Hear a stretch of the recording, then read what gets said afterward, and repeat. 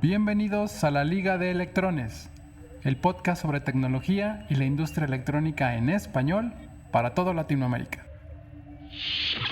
Buen día para todos, soy su anfitrión Pepe Ruiz. Este programa se produce en la ciudad de Guadalajara, México, y hablamos sobre la industria electrónica y el software. Invitamos a personas que están en el medio para hablar sobre lo que está pasando en el mundo de los electrones. Hola, ¿cómo están todos? Bienvenidos a este episodio de Liga de Electrones. El día de hoy voy a estar yo solito platicando con ustedes, un poquito más privada la sesión, platicando sobre diversos escenarios, diversas cosas que nos ha tocado ver a lo largo de los años a la hora que las personas empiezan a diseñar, no quisiera decir hardware, pero sí un sistema como tal que hace algo, ¿no? Como, no sé, sensar una cosa, medir una cosa, prender y apagar un foco, cosas por el estilo y errores o malas prácticas o buenas prácticas, depende del punto de vista de cada quien, de cómo es que la gente realmente empieza a ver esta parte del diseño, ¿no? Hay veces en que nosotros como ingenieros desarrolladores de hardware, firmware, sistemas embebidos en general, pues traemos ideas locas en la cabeza de diseños anteriores, de optimizaciones. Muchas veces ese es uno de los problemas principales que en cuanto vemos nosotros el problema o nos platican o nos ponen el proyecto enfrente, lo primero que traemos a la mesa muchas veces es como la optimización de recursos o cómo hacerlo con menos memoria o cómo hacerlo con un micro más pequeño. Es una práctica común, creo yo, y es por el tipo de, vamos a decirlo, de sociedad y de problemas a los que normalmente nos enfrentamos en las escuelas, que es, pues no tenemos mucho apoyo, no tenemos muchos componentes, no tenemos como un conocimiento muy vasto de qué tantas partes hay allá afuera, ¿no? Les pongo un ejemplo que se me ocurre a mí rápidamente y es un botón touch. Si ustedes pues, se fijan, y hablando de Arduino, es como ya es inevitable traer esa palabra de repente a la plática cuando hablamos de desarrollo, ¿no? Ya está un poquito casado con todo esto. Igual platicamos en otro episodio al respecto del Arduino.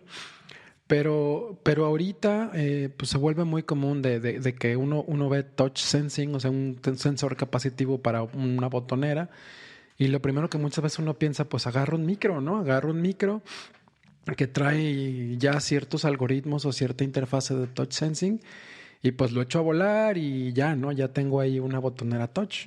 Pero realmente no nos sentamos a ver que hay fabricantes que nos evitan todo el rollo del touch, de la calibración, que si el software, que cargarlo, que integrarlo con todo lo demás que va a estar haciendo la aplicación en general, y ofrecen un integrado que tiene ya 8, 10, 4 canales de touch sensing que nos lo entregan ya directamente a un pin digital o a una interfaz I2C o a una interfaz SPI o a lo que se les antoje, ¿no?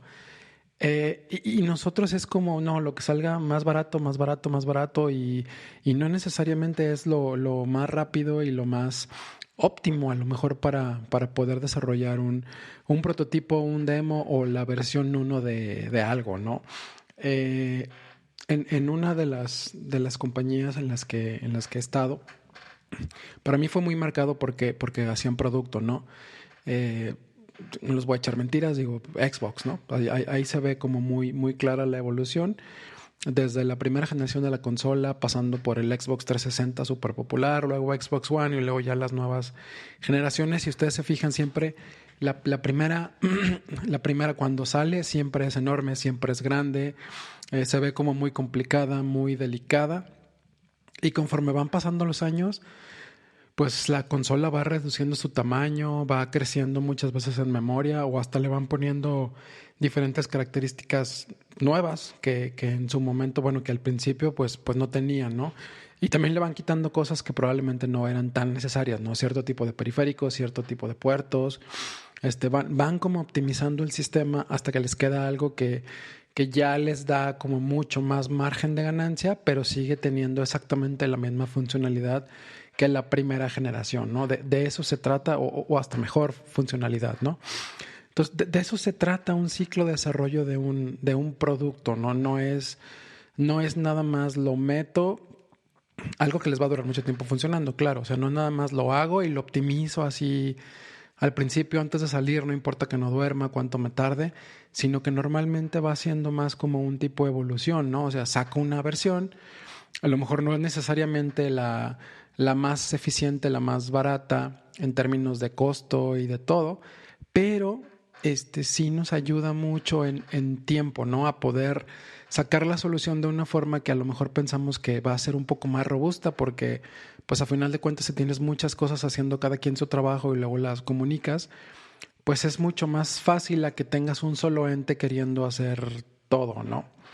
Y ya después, conforme van pasando las generaciones, las versiones, el tiempo, y vayas viendo que, pues que tu producto sí es, vamos a decirlo, es un éxito y hay gente que quiere más, ya se te acabó y necesitas volver a hacer otro batch, o sea, otra versión, otro lote, pues entonces en ese inter tú ya le puedes hasta empezar a meter como mejoras, ¿no? Y las mejoras en costo, o sea, va reduciendo el costo y esa mejora en costo que tú tienes en la generación siguiente en comparación con la primera, pues ya es algo que tú te embolsas, ¿no? A lo mejor a la primera generación le vas a ganar, por así decirlo, 20 pesos mexicanos, o 30 pesos mexicanos por cada tarjeta o cada aparato que vendas.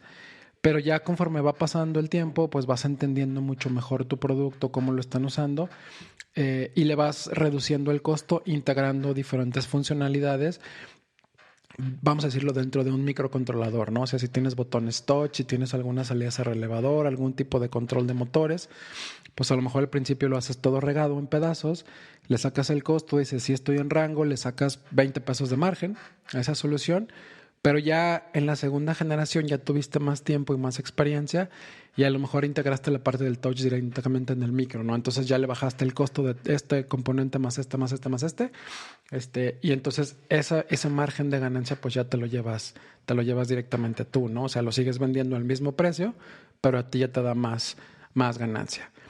Entonces, ese es como uno de las primeras, pues es como una recomendación. Si hay un montón de componentes que nos resuelven la vida. ¿Por qué? Porque ya hubo alguien que se enfrentó con ese tipo de problemas, o a lo mejor había alguien que no es tan, vamos a decirlo, tan capaz, tan bueno a la hora de diseñar un sistema embebido complejo que haga muchas cosas dentro del mismo loop infinito, por llamarlo de alguna forma. Y eso le facilita la vida a muchas más personas, ¿no? Por ejemplo, no necesitas tú tener un microcontrolador para, no sé, si quieres un sensor touch, no sé, a la hora que le piques, pues que prenda tu lámpara. No tiene ningún sentido. O sea, vas a comprar un componente que te va a costar a lo mejor $2, $1, y todavía tienes que meterle la programación y ver y la curva de aprendizaje y adaptarle las salidas y todo, cuando en realidad ya hay una parte que te va a costar a lo mejor exactamente lo mismo, pero que ya tiene toda la funcionalidad ahí adentro y tú no tienes que hacer nada más que soldar la parte y ya. Entonces te evitas costos de programación, te evitas costos de curvas de aprendizaje de cómo programarlo, te evitas el mantenimiento como tal del código, que si es, que no es, que si compila aquí bien, que si no compiló acá bien, que si en la máquina de producción no. Te evitas todos esos problemas que al final se van traduciendo en costo, que terminan siendo pues dinero, ¿no? Al final del día como tal. Entonces, esa para mí es como la primera recomendación. Un ejemplo es el botón touch. Otro ejemplo también podría ser el rollo de las on-off de las computadoras o de algún otro aparato que tengan, ¿no?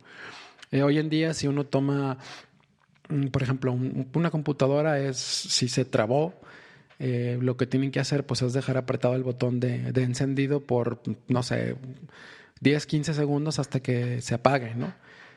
Entonces la forma común en la que la gente lo hace es, pues hay otro microcontrolador chiquito por ahí y ese micro también está sensando ese botón, ¿no? Y tiene algunas rutinas pues que son no bloqueantes y que no importa qué pase siempre va a estar atendiendo. Pero volvemos a lo mismo, se traduce en un código más que tienes que integrar a algún lugar y una versión de software que tienes que mantener y cuidar, siendo que pues ya hay un pequeño número de parte que a lo mejor hasta tiene muchísimas menos patas de las que necesitas y te sobra un poco de espacio en la motherboard y lo puedes poner ahí. Y ya te hace esa funcionalidad tal cual y ya tiene una salida para un Fed driver para poder apagar y prender el sistema completo, ¿no? Entonces, hay cosas que están fuera del mundo de los microcontroladores y de los sensores normales que vale la pena que todo mundo que estamos en esto, pues volteemos a ver, ¿no?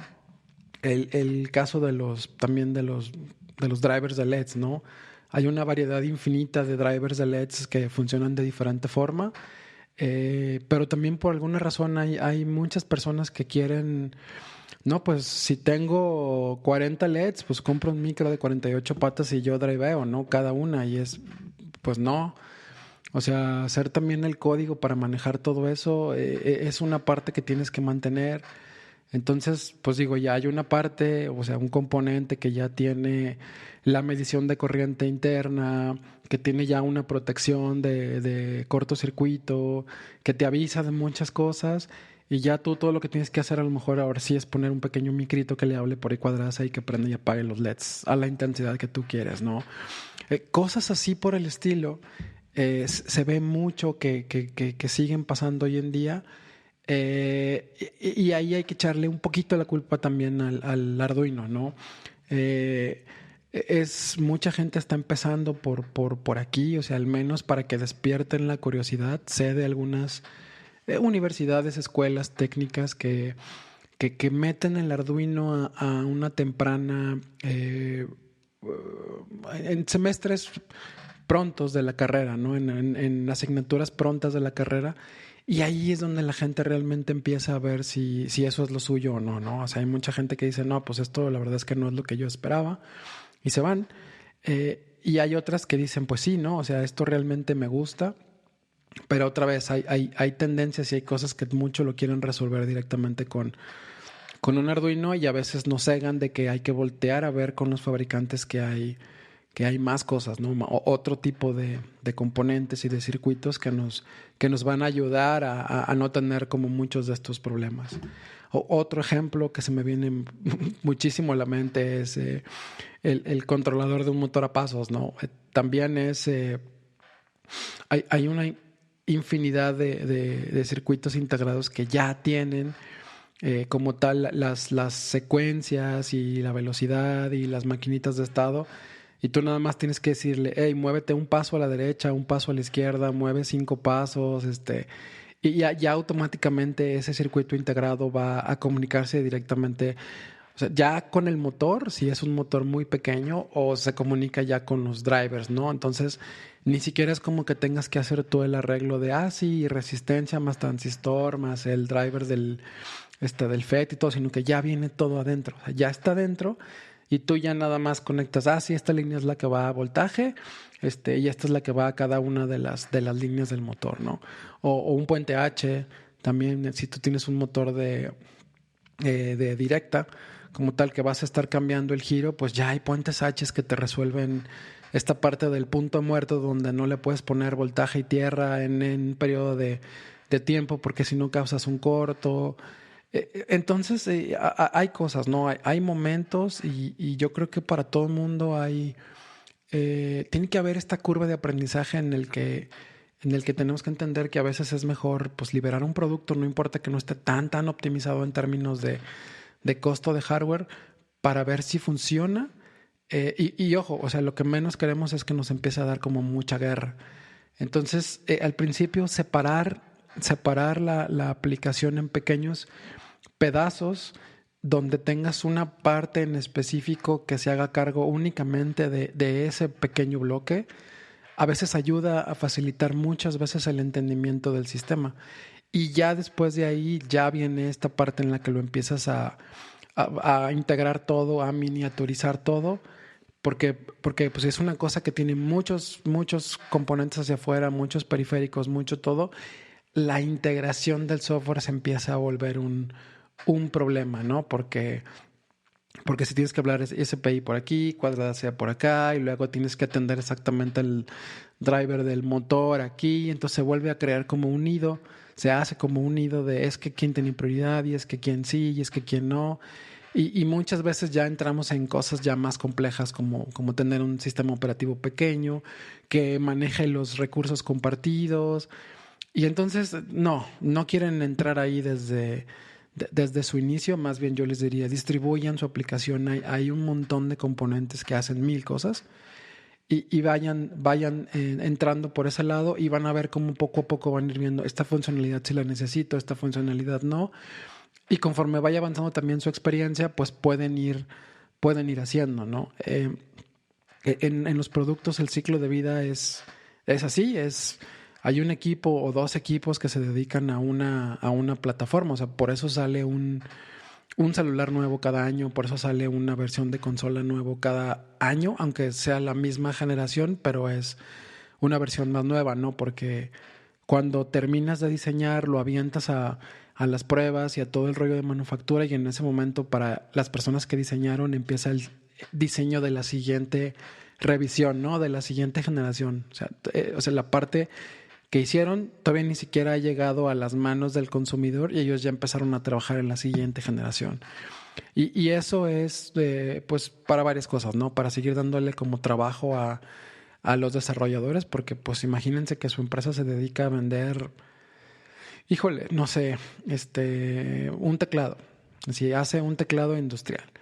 Entonces es de, pues haces el teclado una vez y luego dices, pues si me funciona no lo mejoro, ¿no? Así funciona y así está bien y así está todo dar. Pues sí, pero ¿qué pasa si a lo mejor en 6 meses por ahí se inventó un material especial que les va a aligerar mucho el peso, perdón, y ya no se va a desgastar tan rápido y el costo es exactamente el mismo o a lo mejor un poquito menos, ¿no? O a lo mejor el mismo material que ya tenían baja de precio, y por tanto pueden hacerle como alguna mejora y lo siguen vendiendo ustedes exactamente al mismo precio, pero el valor que le da al cliente es mejor. Entonces ahí es donde este ciclo de seguir desarrollando el mismo producto entra y lo que les digo es, el primero te va a costar 5, el segundo va a ser exactamente lo mismo o algo mejor y les va a costar 4, pero ustedes lo van a seguir vendiendo en 5, entonces ustedes le están ganando uno más, ¿no? Es una práctica, créanme, muy, muy, muy común y así es como la gente va desarrollando estos productos y va haciendo mejoras, porque de otra forma es, pues si tú haces el producto y dices ya está terminado, lo avientas y nunca más le mueves, pues no va a mejorar jamás, ¿no? O sea, vas a tener a lo mejor retroalimentación de qué sí hizo y qué no hizo, pero dices, pues yo ya hice, no sé, 500,000 de estos y los tengo ahí guardados y párale de contar, ¿no?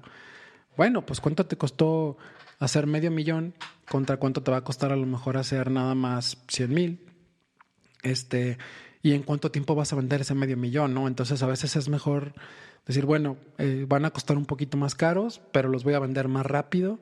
Entonces en ese tiempo tengo como el dinero para sacar la siguiente generación y en lugar de ganarle A, le gano B. Entonces ese tipo de cosas tienen también ustedes que tomarlas muy en cuenta cuando hagan este tipo de aparatitos, ¿no? También, por ejemplo, otra cosa que a mí me pasaba mucho era de aplicaciones muy simples. Hoy en día, vamos, el mercado está y el internet está inundado de cosas de, sí, aprende a conectar tu celular con esto, ¿no? O controla tu lámpara o tu ventilador desde tu teléfono celular o desde donde quiera que estés, ¿no? El clásico, la clásica domótica o la clásica Internet de las cosas. Digo, yo creo que a todo el mundo nos encanta el concepto de, sí, en mi ciudad hace un montón de calor y tengo aire acondicionado en mi casa, entonces yo quiero que automáticamente mi teléfono le mande una notificación al aire acondicionado de mi casa cuando yo esté a un radio de menos de, no sé, 10 minutos, ¿no? Y que automáticamente se encienda y que para el momento en el que yo llegue la casa ya esté en un punto en el que ya está más o menos fría y no voy a llegar yo y voy a prender y va a estar como muy caliente, ¿no? Inclusive hay gente que dice, no, es que a mí me gusta llegar luego y que escuchar ruido, ¿no? Ah, pues entonces este rollo de que automáticamente estoy a 3 minutos de mi casa o voy abriendo el portón y automáticamente se manda una señal y prende, no sé, el radio para que en cuanto entres ya oigas tu ruido, ¿no? Eh, eso está bien chido. La cosa es pues hay muchísimas cosas que pueden hacer lo mismo. Es un poco más difícil de mantener, es un poco más difícil de desarrollar. Se complica mucho porque igual tienen que mantener eh, software que tienen que mandar a algún lado, que tienen que fabricarlo, entonces que tienen que interfacearlo con más cosas. Entonces, yo sí les diría, eso está muy bien. O sea, la verdad es que está chido, es el futuro, pero hay otras cosas que les pueden dar un piso mucho más, no quisiera decirles seguro, pero mucho más recurrente en base a cierto tipo de productos que se peguen con otra cosa, ¿no? Porque aquí estamos hablando de un cachivache que prende el foco, o sea, un dispositivo IoT. Un dispositivo IoT per se es, pues, es electrónica, o sea, no hay más. Pero si ustedes, por ejemplo, una lámpara, ¿no? Una lamparita que tiene, por ejemplo, yo aquí tengo una que tiene un sensorcito touch y que lo que hace es que lo presionas, lo tocas ahí cerca y empieza a dimear hacia arriba, ¿no? A prender, pero no es nada más un control on-off, sino que lo va subiendo poco a poco, le picas otra vez y lo va apagando poco a poco. Si lo dejas presionado y está subiendo, seteas como el nuevo nivel máximo de intensidad al que va a prender. Este, entonces, ese tipo de cosas, digo, no es una cosa IoT, no, es un simple, puede ser a lo mejor un circuito integrado que ya ya traiga todo eso adentro, los cambios que tenga una salida PWM para unos LEDs o lo que sea, o puede ser un micro muy sencillo, ahí sí, desarrollado por ustedes con una interfaz touch y se lo pueden vender al sector mueblero. O sea, no necesariamente tiene que ser de, sí, mira, le pegan esto a sus lámparas y no. O sea, realmente conozcan a gente que hace muebles y díganles, oye, yo tengo como todas estas habilidades, podemos hacer esto, mira, aquí te traigo un pequeño demo, pues qué onda, ¿no?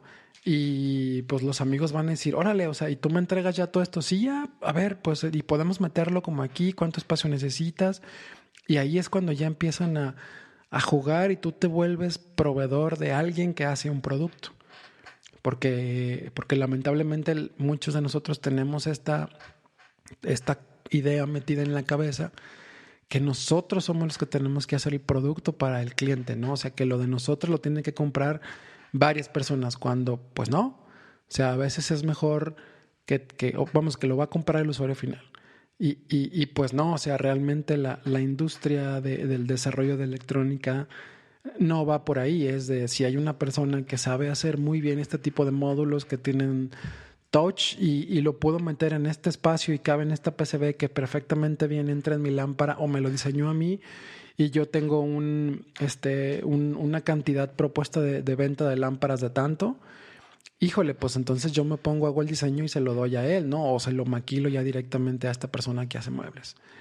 Y como esa aplicación hay muchas, ¿no? O sea, si uno se pone realmente a pensar o se pone a ver en su casa cuántos aparatos usan o parece que usan algo de electrónica sin ser una televisión o un monitor, hablo más como en términos de, sí, la licuadora, ¿no? O sea, hay licuadoras que le picas un botón y no arrancan así de golpe, o sea, no es un switch mecánico nada más, sino que se recibe esa señal y hay alguien que va aprendiendo poco a poco, o estas otras licuadoras que tienen como perfiles de molido, o un extractor de alimentos, o simple y sencillamente una cafetera, un dispositivo que calienta agua.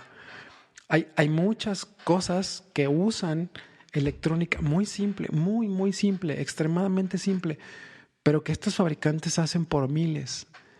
Entonces, si ustedes encuentran alguna de esas empresas, alguna cosa que se dedique a fabricar productos para el consumo, que no son muy caros y que no tienen ningún tipo de proveedor o tienen alguno, pues se pueden acercar y pueden ustedes decirle, oye, Mira, yo veo que tu lámpara tiene esto, ¿no te gustaría mejor cambiarlo en lugar de que sea el switch mecánico, que sea así? Mira, te podemos hacer una tarjetita así y más o menos cuántas ventas, no, pues vendo probablemente unas, no sé, 1,000 al año, ¿no? Pues ya es una producción decente para ustedes de una pequeña tarjeta que tiene un pequeño sensor que va a mandar una señal y va a prender una lámpara, son 1,000. Es más de lo que mucha gente hace, muchas de las personas se quedan en 100, 150. Y ustedes van a hacer 1,000. O sea, de una tarjeta que no les va a costar el más mínimo esfuerzo hacer. Lo único es adaptar y ver qué rollo. Y le dicen, maestro, pues, o sea, mis volúmenes son así. Si te hago 20 te cuestan tanto. Si te hago 100 te cuestan tanto. Si te hago 500 te cuestan tanto. Si te hago 1,000 te cuestan tanto. De un golpe, ¿no? Y ahí ya depende de la otra persona encontrarle el costo-beneficio. De decir, no, pues me conviene comprarle 1,000. De una buena vez vas, produces 1,000. Y dices, listo, ¿no? Ya tiene 1,000 guardadas, nos las vamos a chutar más o menos en un año. Y de ahí ya vas, ok, para el siguiente año vienen estos muebles, ¿qué le podemos hacer a estos muebles, no? Y ya se convierte en un socio de negocio, ¿no? No nada más en un cliente, sino que se sientan y entre los dos definen, tú haces tu trabajo, él empieza a hacer el suyo, se ponen de acuerdo en el espacio y boom, ¿no? Eso le da trabajo a los maquiladores de electrónica, le da trabajo al montón de empresas que te venden los componentes y a ti te hacen buscar porque, vamos a decirlo, si en cantidades de ese tipo, pues probablemente no te conviene optimizar tanto. Y con un mínimo esfuerzo te va a salir a lo mejor $3 más caro. Para $3 en un dispositivo en cantidades de 1,000, pues no es tanto y te va a ahorrar a ti a lo mejor 2-3 semanas de trabajo y al final de cuentas al cliente final no le importa, le resuelve y a lo mejor queda hasta más robusto. Cosas como esas son las que con las que vamos a estar también charlando con más personas. Digo, va a haber temas muy profundos, pero se nos está terminando el tiempo, entonces yo creo que lo dejamos hasta aquí hoy. Y no se olviden, sigan a Liga de Electrones en todas nuestras redes y esperen más programas. Vienen cosas bastante interesantes. ¿Vale? Cuídense. Un abrazo. Hasta luego a todos. Liga de Electrones es producido por 7 Segmentos y Rancho Audio en la ciudad de Guadalajara, México. No olviden de visitar y suscribirse a nuestra página de internet ligadeelectrones.com. También síganos en nuestras redes sociales Liga de Electrones en Facebook, Twitter e Instagram. Manden sus comentarios, preguntas y sugerencias de las personas que les gustaría escuchar en el programa a ligadeelectrones@gmail.com. Muchas gracias por escucharnos y hasta la próxima.